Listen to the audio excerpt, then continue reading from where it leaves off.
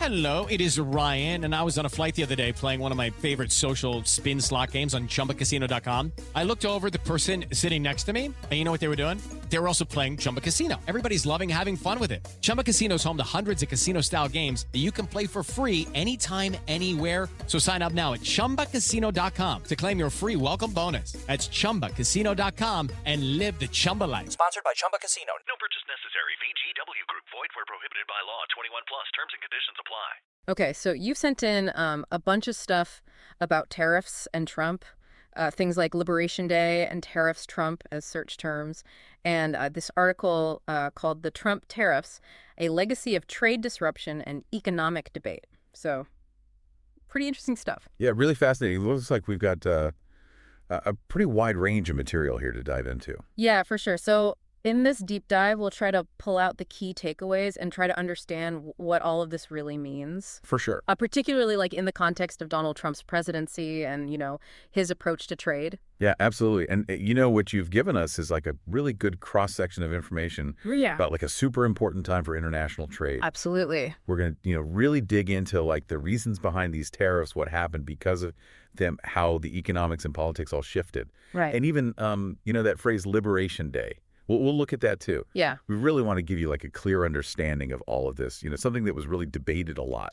Yeah, for sure. Okay, so let's get right into it. The big question here is, why were tariffs so important to Donald Trump when he was president? Right. Like, what was the thinking behind using them so much? Well, the main reason the Trump administration used tariffs so much was this idea of America first. Right. It was all about putting American economic interests, above everything else. Yeah. And it really shaped how they saw trade agreements and relationships with other countries. Okay. So basically, America first meant that they believed tariffs could change global trade to benefit America, even if it meant like shaking things up a bit. Interesting. So that America first idea then led to some very specific reasons for using tariffs, right?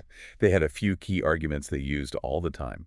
One of the biggest ones was that they wanted to shrink the trade deficit. Okay. That's when a country like imports more stuff than it exports. Right. And they thought tariffs could help balance that out. So they thought if you make imported goods more expensive, people will buy less of them and more things made in America. Exactly. And that would make the trade deficit smaller. Right. Okay. So another big argument was about protecting American industries, right? Especially manufacturing. Yeah, that was huge. Yeah. They said that tariffs would protect those industries from cheaper competition from other countries. Yeah. And that would let them grow and create more jobs here in the U.S. Makes sense, protect local jobs. Right. But then there was also the argument about national security, which seemed kind of different. Yeah, that was a bit different. They argue that some industries like making steel and aluminum were crucial for national security.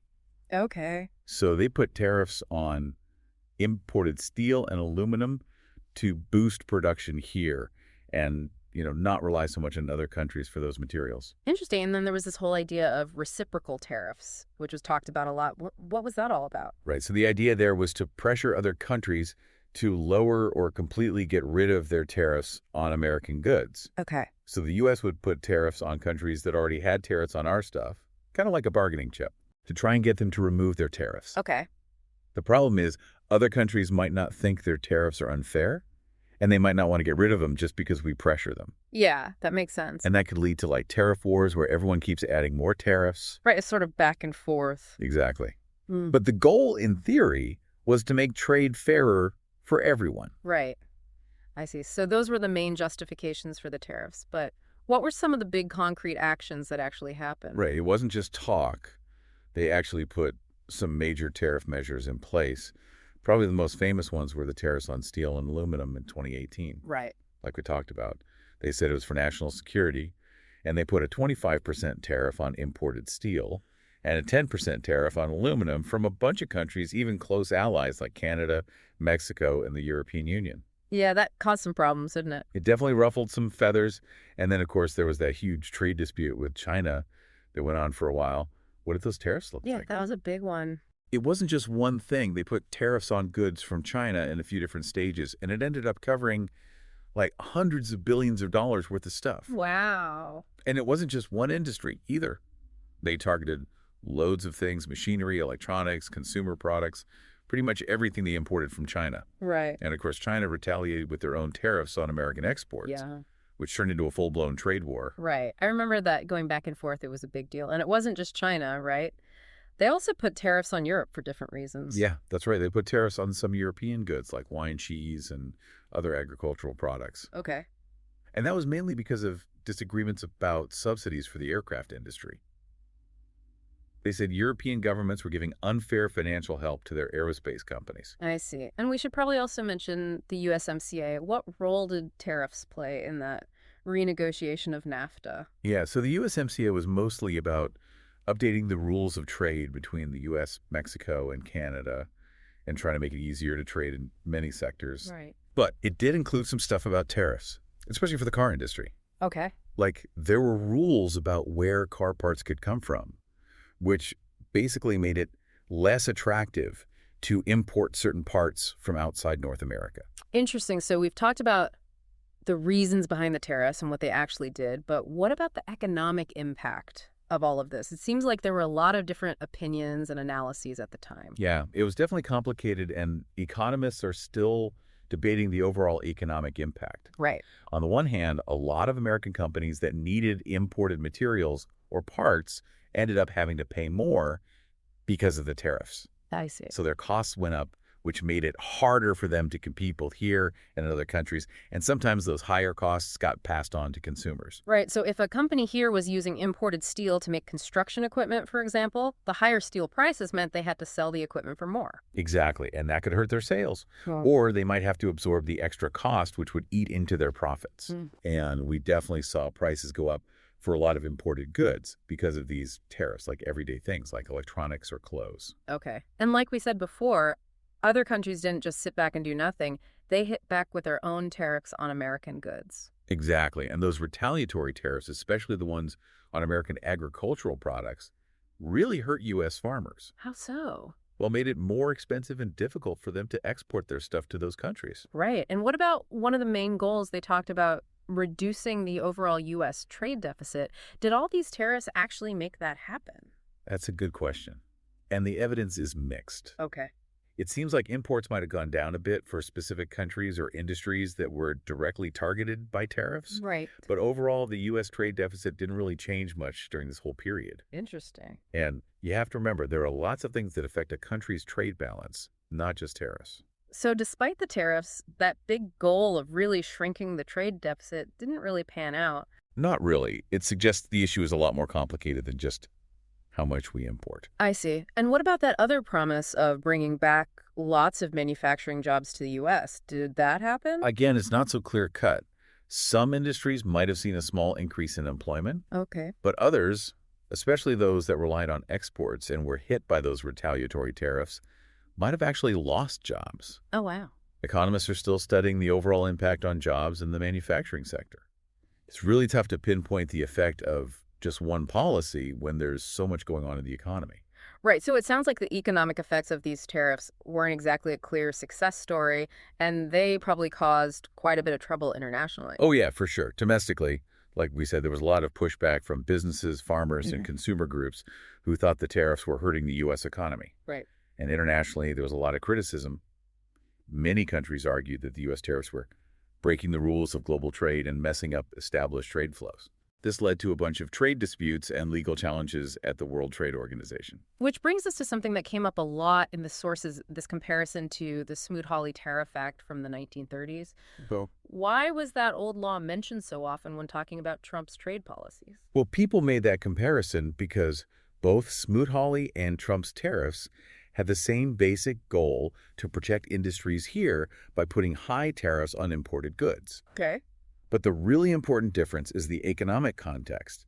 When they happened, Smoot-Hawley was passed during the Great Depression. Right. And most economists think it actually made the global economy worse How so? because it triggered retaliatory tariffs from other countries and caused international trade to plummet. Right. That's a huge difference compared to when Trump put in his tariffs. And the size of the tariffs was quite different, too. Yeah, the actual level of the tariffs was a big difference, while Trump's tariffs were pretty high. The Smoot-Hawley tariffs were way higher, historically speaking. And because the economies were so different, a severe global depression versus a time of generally decent, even if it wasn't perfect economic growth, the potential consequences were just not the same.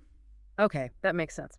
Now let's talk about this phrase that popped up in your searches, Liberation Day. It seems pretty loaded.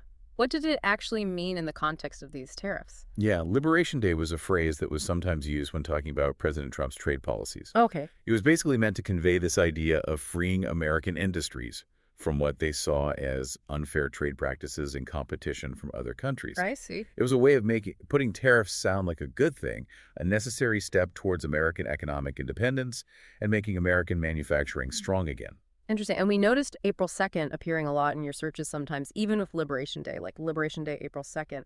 Was that date important for tariff announcements or actions? Yeah, the fact that April 2nd keeps coming up suggests that something important happened around tariffs on or around that date. Maybe they announced new tariffs, made changes to existing ones, or actually started implementing some. Okay.